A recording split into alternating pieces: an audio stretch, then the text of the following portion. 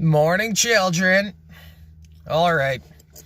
So, Husky Energy is leaving Calgary, Alberta, and going and setting up shop in the States because lower taxes. And on the other hand, we've got the public union saying we want 7.5% increases in raises, for raises this year. I'm not overly frustrated with the provincial government or unions or public sector employees any more than I'm frustrated with Husky for packing up and moving. You know, they laid off hundreds of people. Now, you public sector employees need to understand this.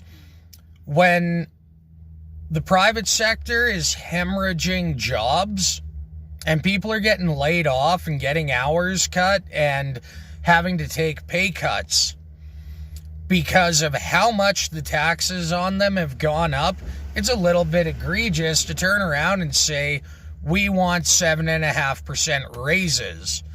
Because most of you just have to be there to do your jobs. In the private sector, most people have to supply the means to go out and do their jobs.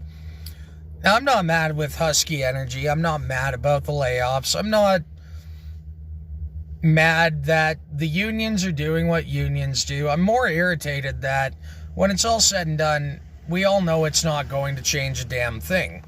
The tax rate's still going to go up.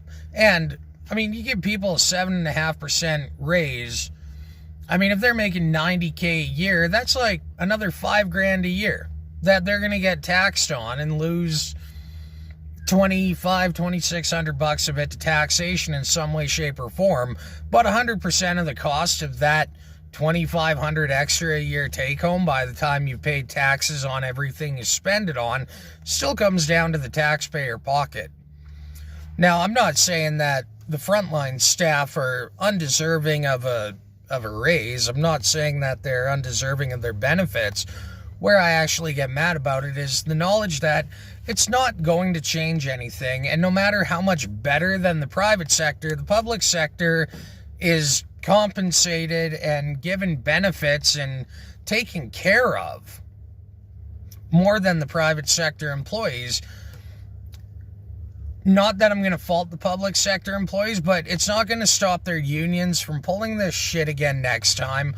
It's not going to lower any taxation on the rest of us. It's not going to deal with the top-heavy bureaucracy and waste that comes with the public sector.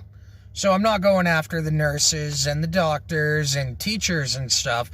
I'm railing against the bureaucracy behind them where the real waste of money is. Because these union structures are incredibly top-heavy, very bloated, and very unnecessary. The political lie for it is, oh, you want to take away from the frontline employees. No. Fuck the government, fuck that rhetoric, and fuck that narrative. What we want to do is take away from the people that are edging themselves for a raise at our expense that don't fucking deserve it because they don't need to be in that fucking job.